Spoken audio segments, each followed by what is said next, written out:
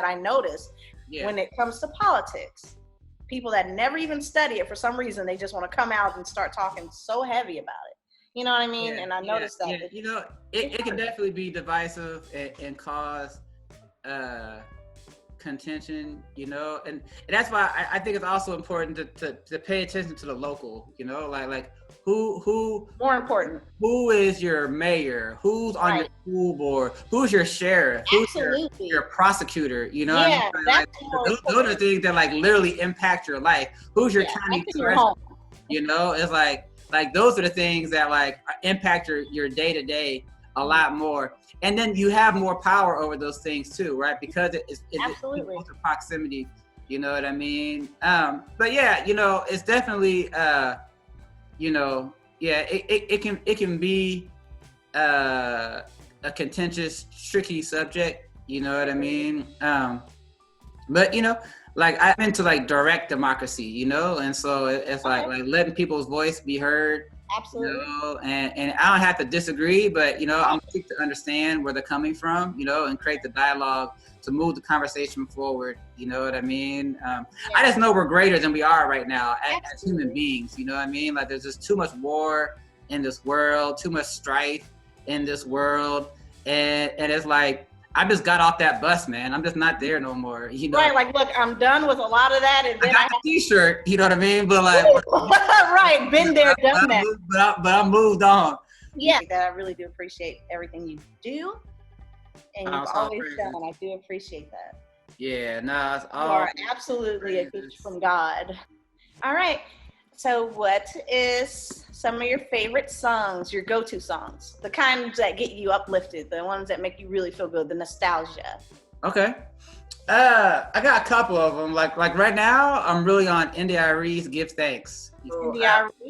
I like that song, you know, in part because like, you know, I always say give thanks. So having a song that about it is real grounding and it's real like peaceful. You know, I like Ready by Joe Mersa Marley and Abarosi. I like Faith Can Move Mountains by Tinkle Brothers, an old reggae song. I like For Every Mountain by Kurt Carr, gospel song. You know what I mean? Like my genres to go to, like all midnight, you know, like I listen to a lot of midnight reggae artists and gospel, you know, hip hop, S-Clan. I've been on S-Clan a lot lately, you know what I mean? Really? Or Roger and Zap, you know what I mean? Oh, yes. Yeah, you know, Dayton's home of the funk, right? And so absolutely. We're bringing a new funk in this hour, right? Doo-wop, one of my favorites. Yeah, exactly. Doo-wop, yeah.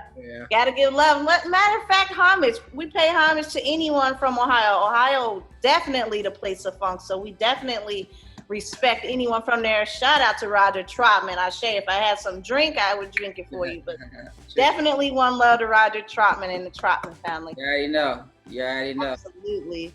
Yeah. What do you think the world needs most right now? I think empathy.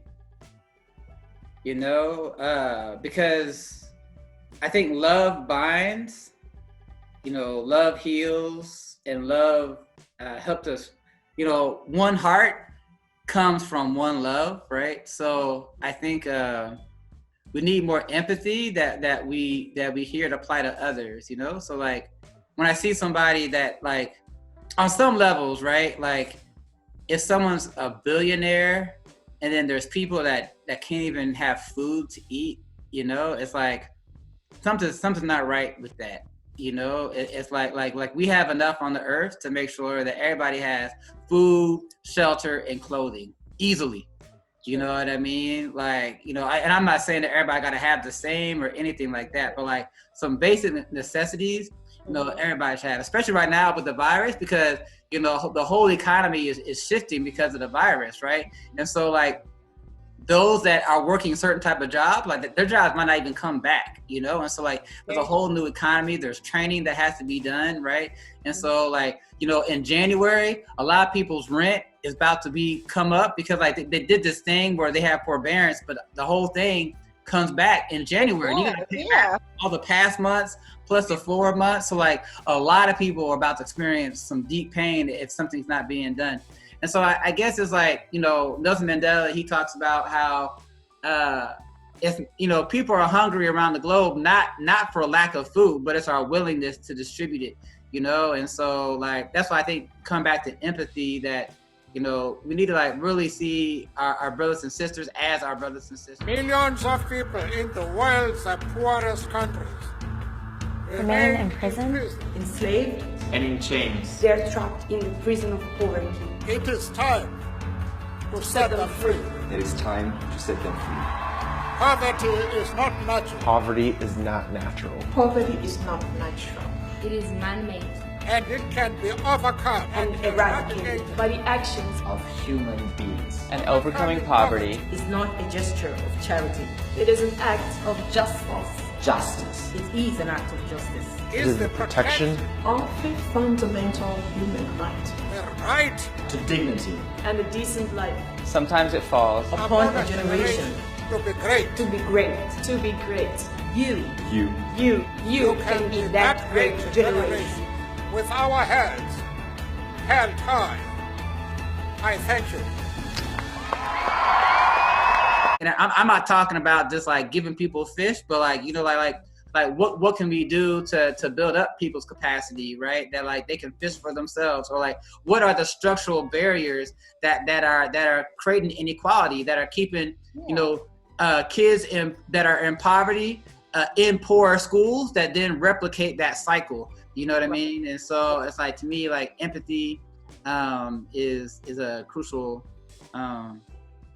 part in that, you know, and even with the environment, right? So like parts of Antarctica and stuff are melting faster than like even they predicted, you know, and it's like just in 1 year, like areas that were like ice is now water.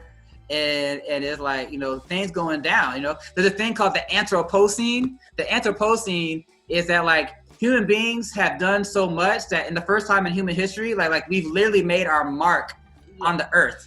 You know what I mean? Like you can see, okay, humans inhabited the earth because like there's this mark, right? As far as, you know, species going extinct, you know what I mean? The ozone, all these things, right? And so it's like, yeah, you know, like empathy, you know, because like it might not affect me directly right now, but it's like, you know, people are losing their houses because the water, the shoreline is decreasing, you know what I mean, because of global warming or whatever. So I think it's really looking towards each other, you know, and you know, walking a path towards light. You know what I mean? Whatever that means to a person, you know, and just really live out your heart. Like even like last night I was in prayer. I just saw like this door, and it was like really walk in your true heart. You know what I mean? It's like why am I fearful to walk in who I am? You know, and it's like, you know, in this hour I just gotta go for it. I'm tired of like,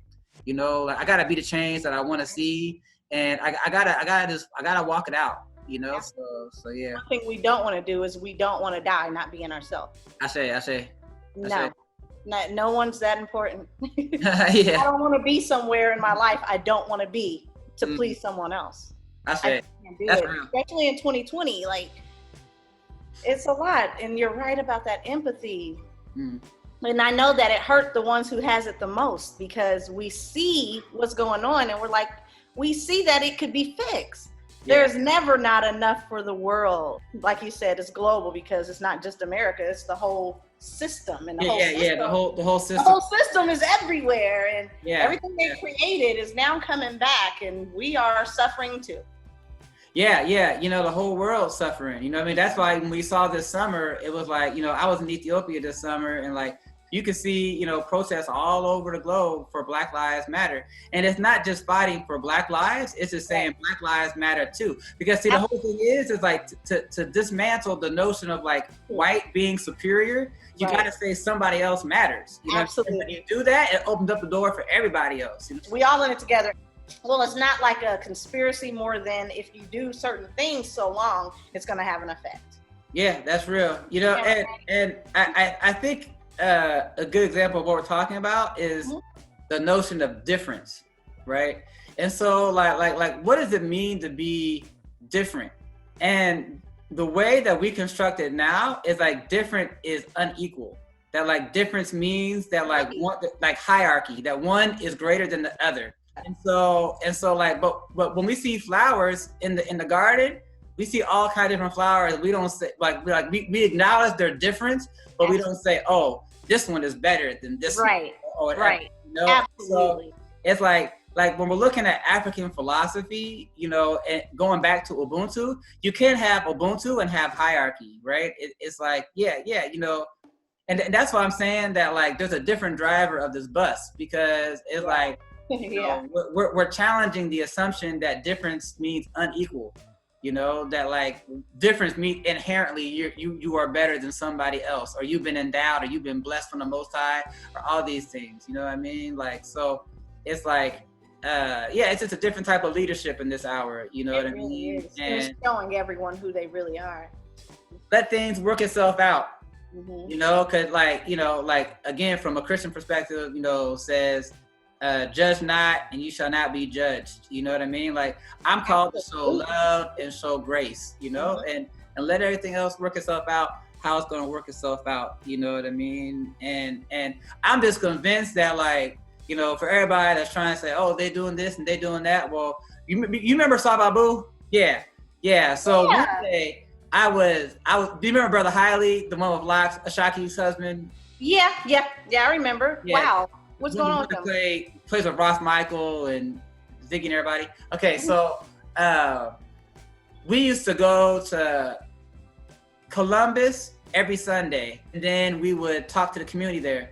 And then we would go to Cincinnati the same day. Okay. We'd go to Cincinnati, talk to them, and then we would come home. So like it took the whole day, you know what I mean? It's like 3 or 4 hours driving and this, that, and other.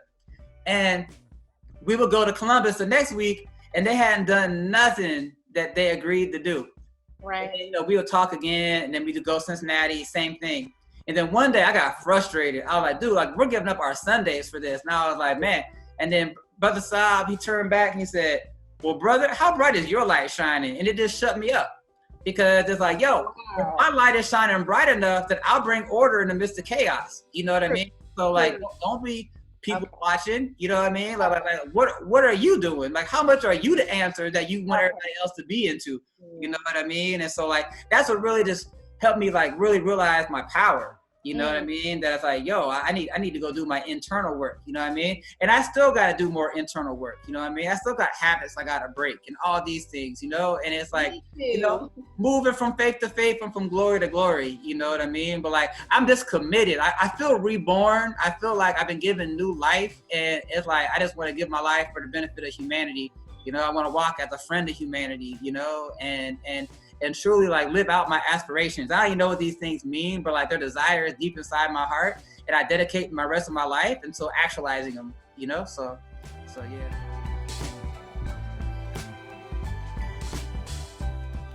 You know, and we know some of the people that I had around me would really feed into me. Yeah, and you know, like that's kind of how trauma works, because hurt people hurt people. Absolutely. But you know what I realized recently? That if hurt people, then healed people heal people. Right? You know what I mean? And come on, you know what I mean? Wow. How to be a healer, you know? How to be healed and how to be a healer. You know what I mean? But you know, the position can't help others. It's a position to sit. You know what I mean? And so that's why I'm trying to do my own work. You know what I mean? To come into a better place. You know what I mean? To walk in a deeper level of authenticity. To really like, you know, look at the things that are barriers to me being a friend of humanity. You know, because you know, like some people call it warriors of light. You know what I mean? Light warriors. Yeah, light warriors. You know what I mean? But it's like, yeah, this thing is real. The Jedi's, right? It's real. It is real. What I mean? And so it's like how to walk in it. And then, you know, and everybody got different callings. You know what I mean? And like if you Han Solo, you know what I mean? If you part of the regular army, that's great too, because we need both. You know what I mean? Yeah, like literally. Everybody coming into their place inside of this thing, you know, because it's bubbling up right now. You know what I mean? And we need each other. We need to get some talents, and that's why I was, you know, I was joyed when you reached out to me, because, You know what I mean? We got the grocery store about to open. You always got to see at any table I'm at. You know what I mean? Because you my sister, right? Kiddo. Absolutely. Yeah. We sisters and brothers for life. Like, I have unconditional love for you. I say. And you have never showed me a bad bone in your body, and you've got me through a lot of hell. A lot of personal hell and a lot of hell that people was trying to create around me that was not fair. And once they seen my light, that made them worse. That made them call me out and call me different names a lot. I remember a time when you had to come in and you told some people, oh no, she's a child of God, all right. She's okay. She's going to be all right. Right. You said that right in front of them. Not only to them, but you looked at me and you said, oh, you definitely are highly favored. You are a child of God for sure. And that just made them look like, you know, like, why are you around me if you, people are, wow. So the older you get people out there, if you are more and more alone, it's okay.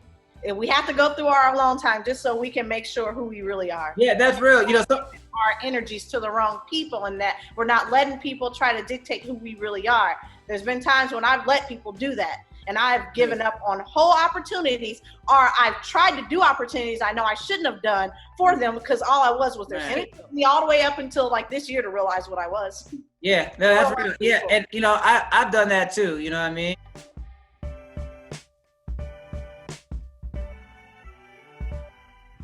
We all go through phases, you know, especially when I was newer into everything. Like, I believed anything everybody told me, you know what I mean? Like, they told me drop out of school because it was Babylon, and I did, you know what I mean? Right. Education is the key to all of this, that, another, you know? So it's like, you know, and sometimes, you know, people can't recognize light, you know, and like, even when Christ came, I mean, like, the world was made by him, but the world knew him not, you know what I mean? He came to his own, and his own received him not. So that lets us know that, like, yo, if you couldn't even see that, you know what I mean? Then my light ain't that bright, so how, you know what I mean? So it's like, so, you know, but it's like, you know, it's staying in the work, you know what I mean? And everything has its time and its season, you know what I mean? And it's like, yeah, you know, you've been through a lot, and you've definitely been denied, and it's like, but your season is coming. Your season is here, you know? And I guess it's coming the way it's supposed to, huh? Everything ready. Time. Everybody got a journey, and like, part of the journey is to help others, you know what I mean? And I see the work you're doing with, you know, some of the youth, and so it's like, it's just stepping out. And the one thing I've learned is just lead where you're at. You know what I mean? Like, sometimes you like, oh, when I get here, I'll do this, and when I get here. No, lead where you're at. You know what I mean? Switch the spaces where you're at. You know what I mean? And trust me, like, everything is so interconnected that, like, you know, people will search it out. You know, like. And you always say that. You said, when I'm ready, people will come to me. Ashe.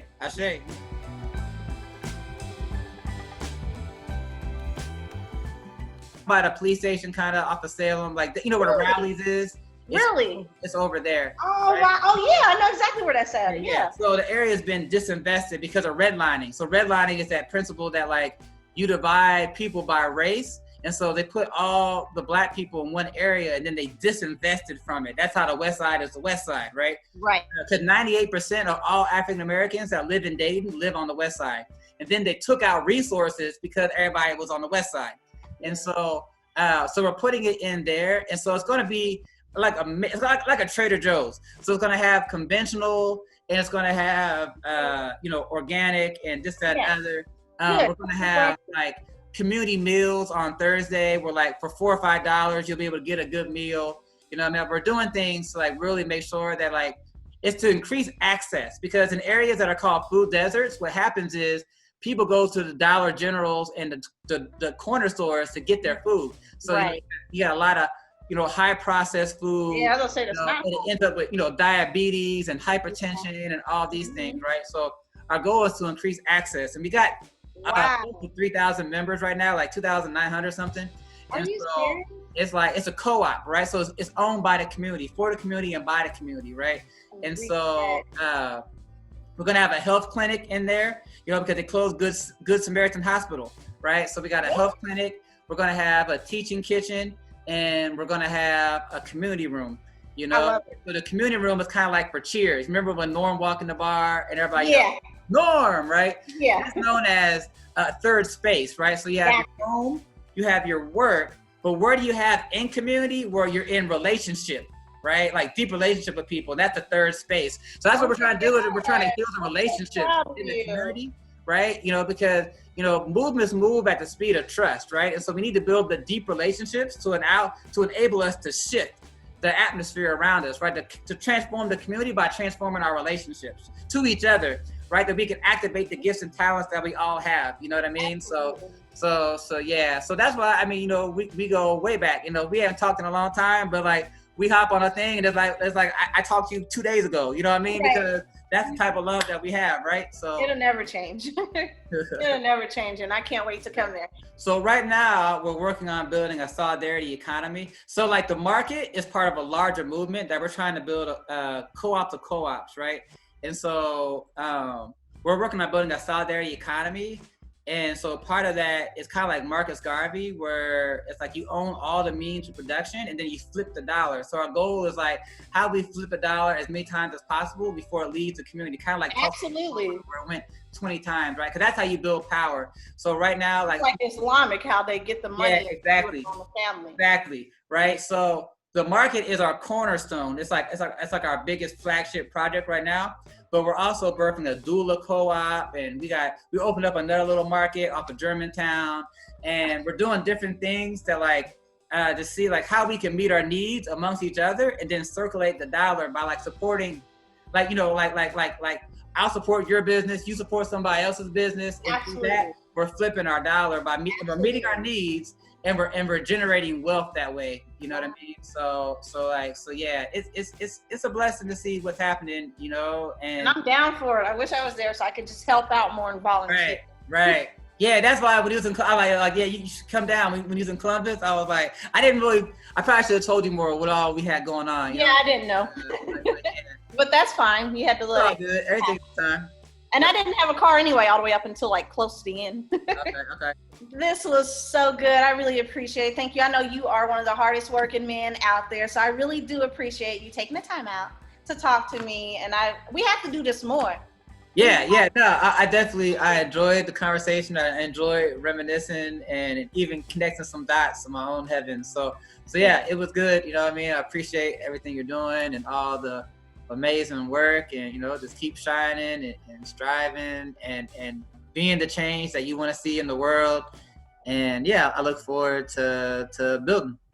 Absolutely. Y'all, we got to respect this movement, and anyone out there wanting to know how they can do it, you guys might want to check this video out and, you know, ask questions down in the comment section and see what we can do. Sure, yeah, and if anybody wants to see the mark, you just made me think about the website is gemcitymarket.com. You know, gotcha. People want to see. Absolutely. I'll just put it on I'll put it up there. Different work, you know what I mean? And, you know, like if people have other ideas, because I think right now it's about building collaboration. So, yes, you know, I love to collaborate with people, you know, all over the globe that are doing different things, and like how we can learn from each other and continue to build, continue to grow, right? And really, you know, transform humanity by transforming our relationships. So absolutely. Time is now. There it is. Thank you so much for this. All right, thank you. Much love. You know, send my blessings to Angela, Mikael. And absolutely. Same to Hone, and you guys have a blessed day. Yeah, thanks. You too. All right, love. All right. Much love. Bye. I'm a public sociologist at Sinclair Community College, board chair for Gem City Market, and the former chair for the Human Relations Council. The many people and the many voices comprise the one city. And I think oftentimes when we're looking at inequality or we're looking at a community that's disjointed, it's because a lot of voices are not at the table.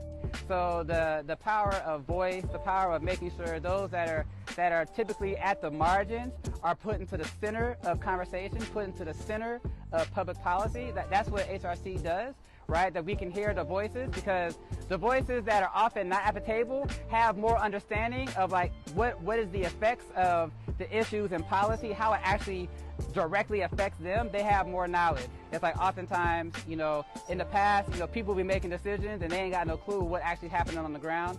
This notion of many people, many voices is how to really center and ground the work inside of the experience of those that are living it out the most, how we come together as a community. Because when you take care of and include the voice at the margins, everybody benefits, right? And that's this whole notion of one city, you know what I mean? So we can't be one city apart from everybody else.